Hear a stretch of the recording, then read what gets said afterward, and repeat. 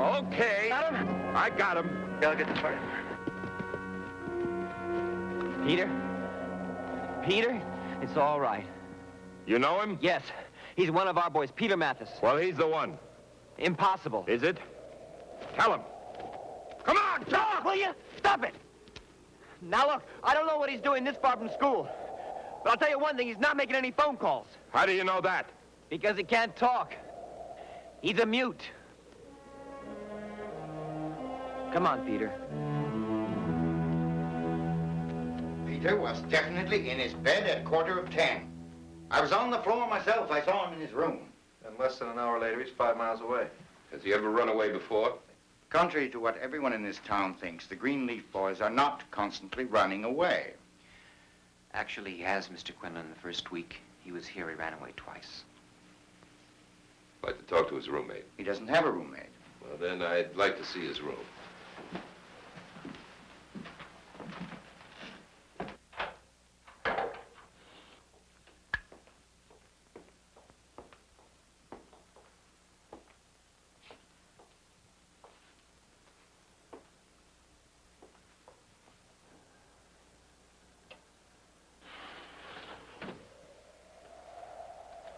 Could have gone out the window. That'd be part Billy Goat. Yeah. Well, I wouldn't try it. It's a long way down.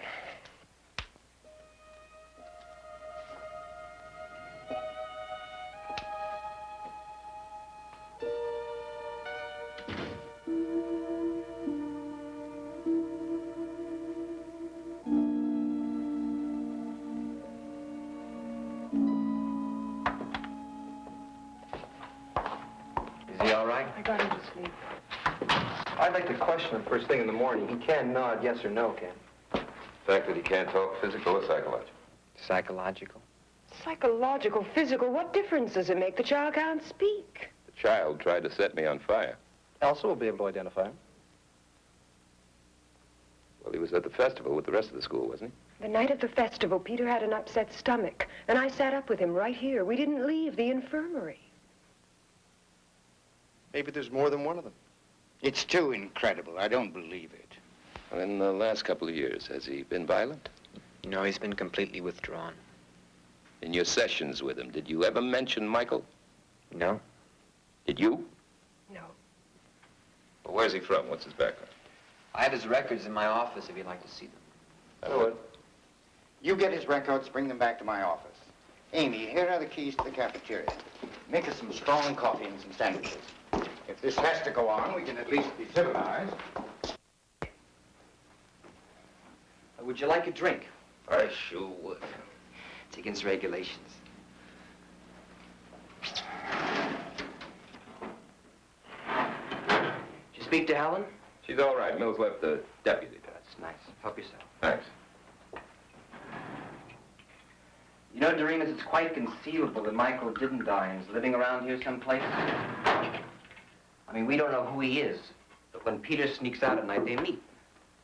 Now, Michael has told Peter all about himself, and of course, he's sympathetic. You can see his mother was hated and died in a tragic way, too. They have a lot in common. I'll tell you something. Somebody else was in that barn. I did not get a bump this size from Peter. He's not strong enough. Let me see that.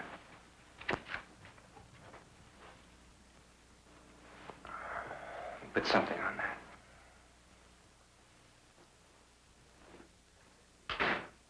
It's very strange. I mean, Peter behaved in a weird way tonight.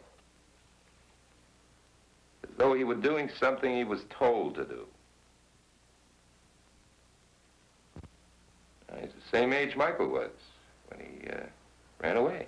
Uh-huh, exactly. Doremus, why don't you sit down here? What time is it? 2:45.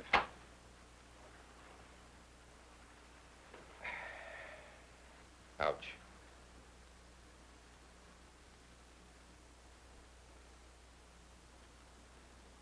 His mother was burned alive. Mm-hmm, yeah.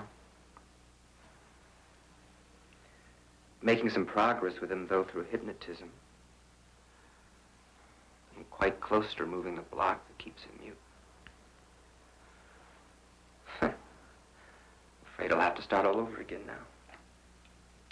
Yeah, well, I don't know much about psychotics, but isn't there a very slim line between the rational and the irrational? Yes. Yes, you could think of it this way. A man balancing a tremendous weight on his head while he's struggling along a road. Suddenly the road's black as night, filled with all sorts of terrible things. 2 steps later, the sun is shining on the road and on him.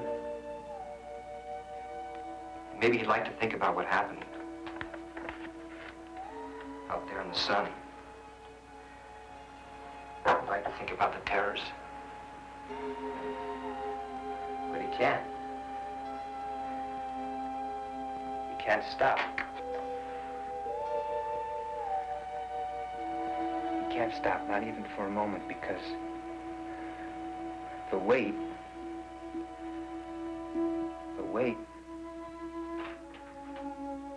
would crush him if he did. Well, I've never met a psychotic. But isn't there a time when any small stimulus could send him into a world where the nightmares never end?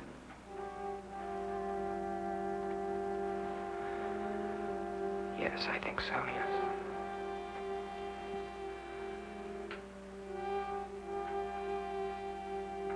Don't you think you should give yourself up, Craig, before that happens?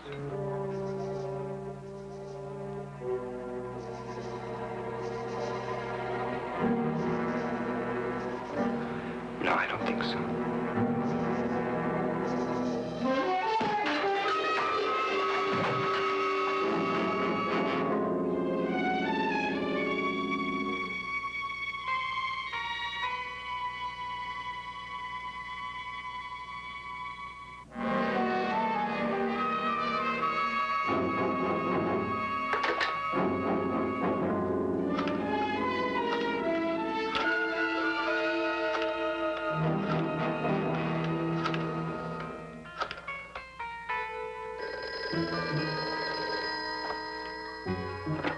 Hello?